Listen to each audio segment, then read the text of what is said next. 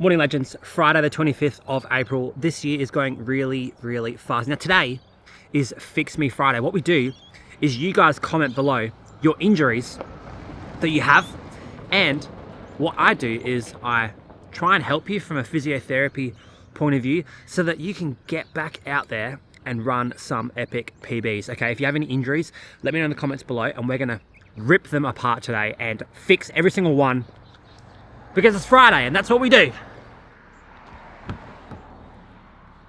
And if you're not down with that, I've got two words for you.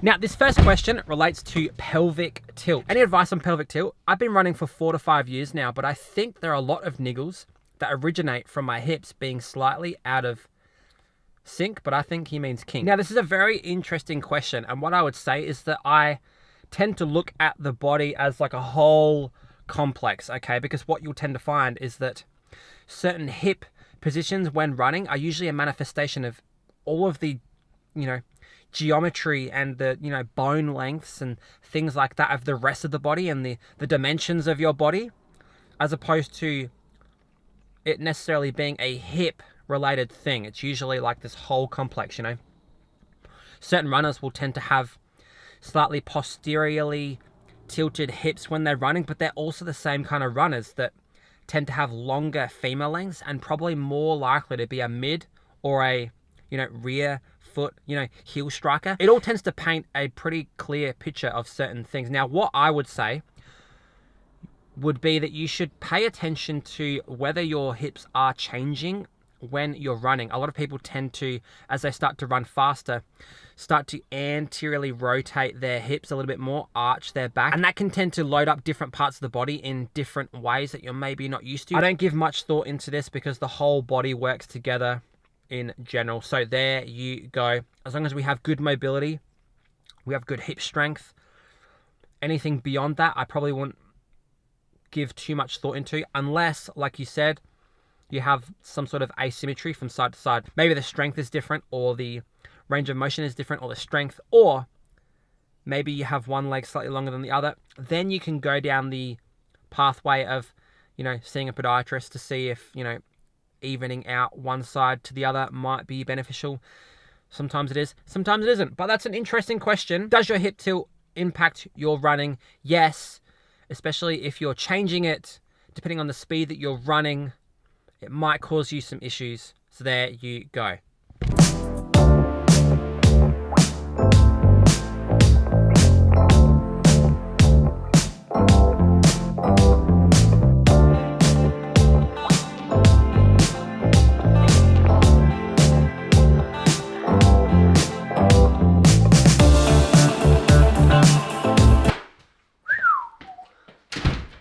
Working on a public holiday, not the best idea, but we're getting it done. Now, the first part of this is going to be about Francis. He's been around on the channel for a long period of time, and he's been talking about his plantar fascia stuff for a while, and he's been doing exercises for 6 months with not much, progress. So he had a scan, and the scan came back with some plantar fascia tearing and stuff. And annoyingly, the doctors have said that there's not really any kind of time frame in terms of how long things take to get better and things like that. And, this is really frustrating, and Francis is really struggling with the uncertainty, not knowing when something's going to get better. And I can absolutely relate to that, and I think a lot of people also can watching this video, because humans inherently are terrible with uncertainty.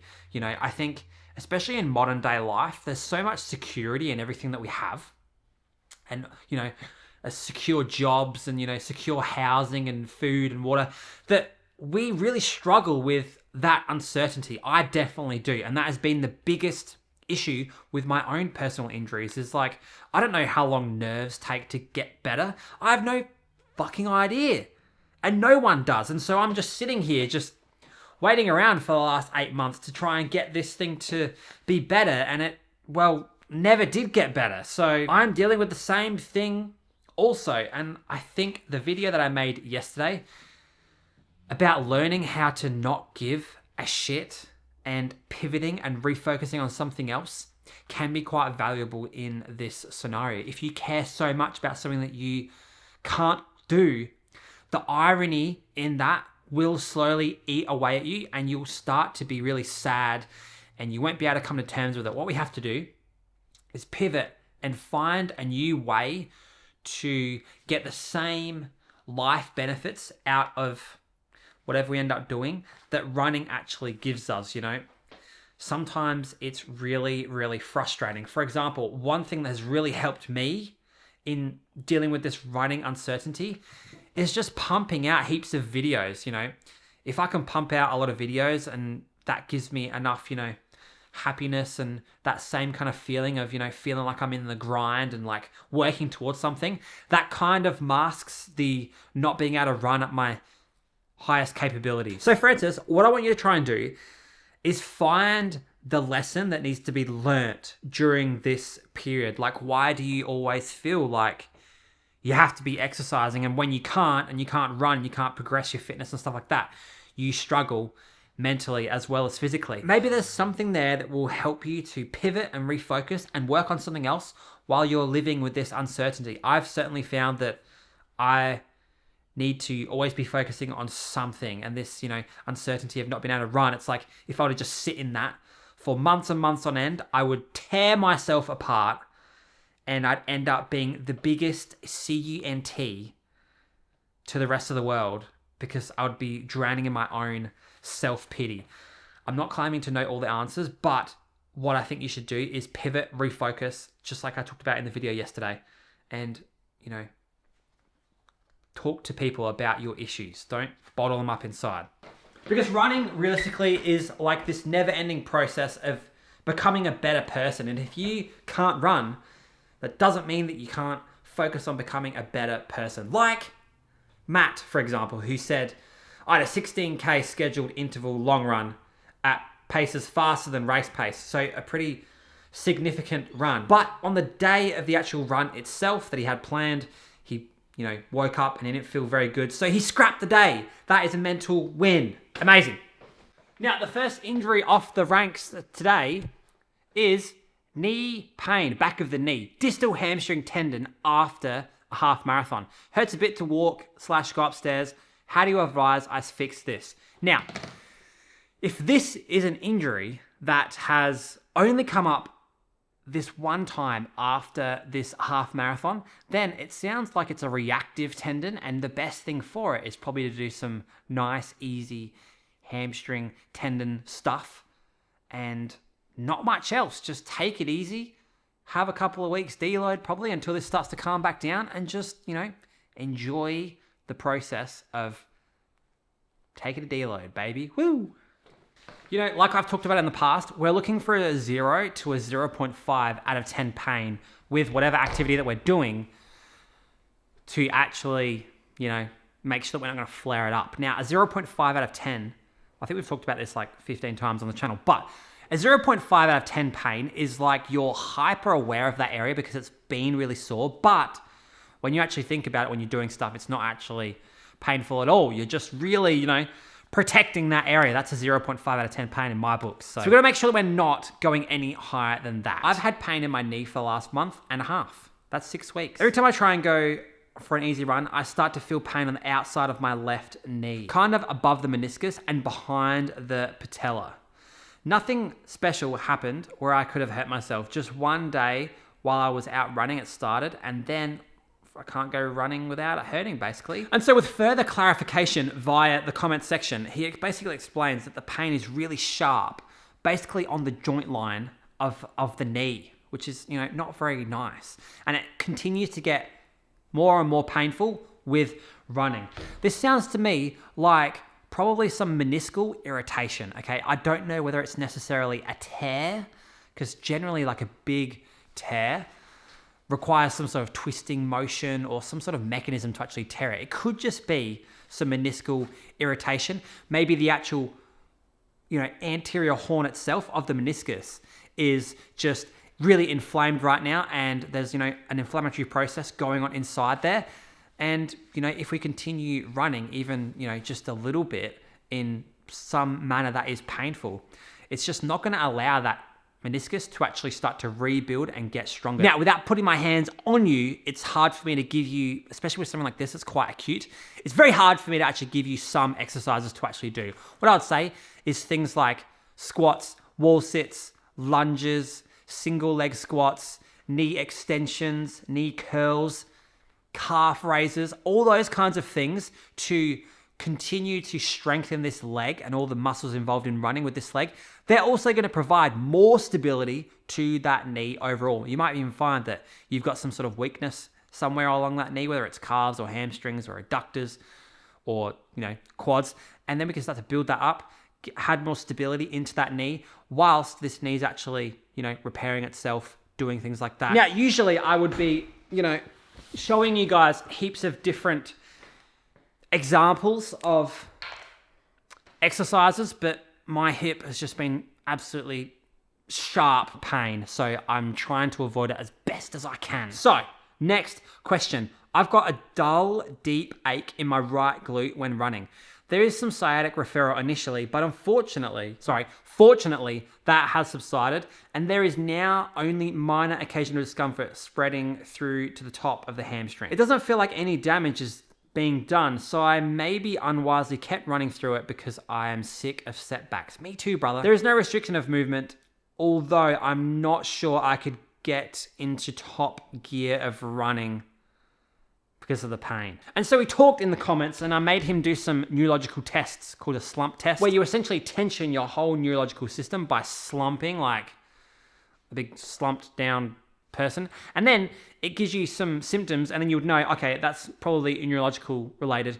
But he didn't really get any symptoms with that. Probably are dealing with some sort of tendinopathy type thing, especially when you start to get into top gear. More loading at higher speeds, especially through the glutes, that would start to pick it up. So if it is a glute tendon, or, a proximal hamstring tendon could also be something going on here, especially if it's, in that area and it's getting really triggered with stretching that gait out. You can kind of treat them both in the exact same way, thankfully, which is fantastic. So let's bloody show you how to do that. Okay, so let's imagine that this is a really heavy weight, okay? Big heavy weight. All we're gonna do, okay, take one leg off the ground. This is the impaired hip, okay? We're gonna take this leg further out into this kind of range. This is gonna be a happier range for the hip, not a happy range for the distal hamstring. This is gonna be more proximal. So we're gonna take this all the way out, pull this all the way up. Nice short range of motion. As we get more confident, we can start to bring it back this way. That really hurts my nerve, but that's okay. For the view tubes. Now that's one option for you. The other option is to use some sort of band, like a, actually I'll go get mine, hold on. So essentially, you would attach this to some sort of immovable object. Now I'm not gonna go all the way back because that will hurt my hip, but you can. And what you can actually do in this position is do isometrics against the band. That means that you pull back into that extension range, okay? And then you just hold it for 10, 15, 20, 30, hopefully 45 seconds, depending on the strength of the band. This one's really strong. Try that out and let me know. Now that's if it is a, glute max hamstring kind of thing. But if it is more glute med, which is going to be on the side, all you would have to do is do some nice, easy side planks to begin with, because the side plank is already like an isometric anyway. So you should be absolutely fine to do it like that, and then slowly bring yourself back into doing some single leg strength work, balance stuff, then some plyometrics, and then running. There we go. Okay, next question. Hello, I know shin splints have been covered in the past, but I just had 8 weeks off for a navicular stress fracture in my left-hand side foot. I've come back and built up slowly-ish, and my shin pain is like 10 centimeters above my inside ankle on the right side. This was an issue for many months before my 8-week break. Any help would be appreciated. This sounds to me like some probably shin splint / tibialis posterior tendinopathy flare-up, maybe some periosteal involvement too. What has happened is that you have had some sort of tendon issue going on there, okay? Probably from lots and lots of loading. And interestingly enough, like the navicular is where the posterior tibialis actually attaches into. So it sounds like that this muscle has been used overdrive and it's been loading up all this stuff, okay? Now here's the tricky thing, because you said you already had this issue in the past and now it's flared back up after having 8 weeks off. It was already probably, damaged and weakened and wanting to be loaded in a really appropriate way to elicit that response of the body making it stronger and stronger and stronger. We've been breaking it down, and then we took lots of time off, and so our functioning has come down for a while, and then we've started back again. The problem is that this tendon has had no stimulus for the last 2 months, meaning that it's continued to get weaker and weaker and weaker, and it already was weaker anyway, and now we're getting back into it. What we have to do is start to do some actual tendon loading for this spot. Now, you probably had some underlying strength deficits which have caused this navicular stress fracture. Maybe your calves are really, not up to scratch. So maybe we can do some calf raises for that, bent and straight leg. But here are some actual stuff that you can do for this tibialis posterior tendon to start to build it up slowly. Okay, so we've got a new band. This one's slightly lighter than the black one because that one's impossibly hard to stretch. This one's not so bad. Maybe you're a bit stronger than this one. But what we're going to do is we're going to put it on the ball of our foot like this. Now, tendons really like and really adapt well to slow, controlled movements, especially when you're doing loading like this. So we want to go really slow and use all range of motion, okay? Now, once we've done this, what we're going to do is take our toes out, pointing our toes like this, and do the same thing. So we're going to go toe pointed, pulling across as far as you can. Nice and easy. Now, the tibialis posterior and shin splints in general will also adapt really well to doing lots of single leg balance related stuff, okay, where you pull your arch up and you hold it whilst you're doing some balance. They really like that because, once again, it's a slow, long, sustained contraction of the muscle, and it will adapt really well to that. Then we can start to add in some plyos and then some running, okay. Shin splints are almost impossible to run through. I'm speaking from experience with this. They're really hard to get rid of whilst you're still trying to run. It almost is impossible. I've never heard of anyone being able to run through shin splints for a long period of time and then them miraculously just disappearing. But that is the end of all of the injuries for this week. So if you have any injuries and you would like me to explain how you can fix them, generally speaking, in a non-diagnostic way because of, liability stuff, then let me know in the comments below and we'll go through it next week. See you guys next Friday.